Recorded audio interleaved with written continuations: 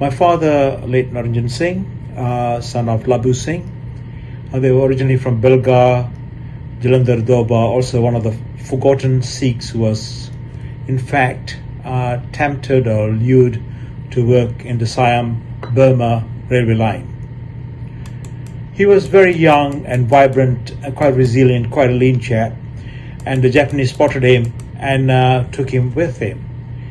As food was scarce, he just mentioned it to me, as food was scarce, his sole diet was primarily living on tapioca, which led to malnutrition.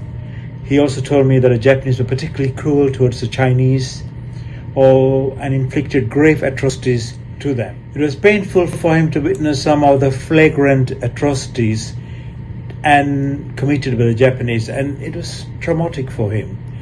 My father developed mild elephantiasis, which affected his mobility, and as a result, the Japanese were unbelievably sympathetic towards him and let him go because they realized that his mobility was affected, his function to work on the railway lines would be minimal, so they thought he's of no good to us.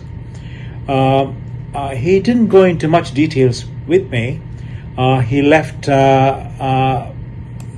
Burma and managed to reach Bangkok, and with the help of others, he managed to return to Sungei Siput, which is in Perak.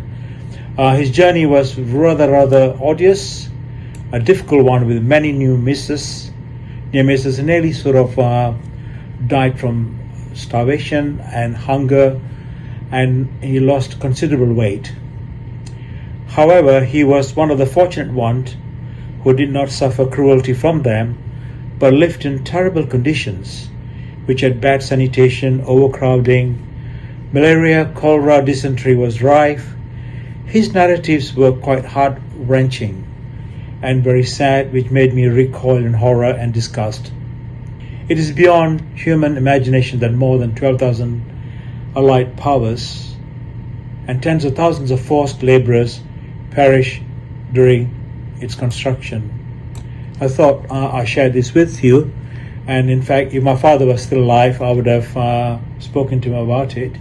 But he was quite traumatized by his whole experience with the Japanese, going to Burma, working on the railway tracks, and then he returned to Malaya, and he became a watchman at a bank in Sungei Siput, and I was subsequently born after the Japanese left Malaysia.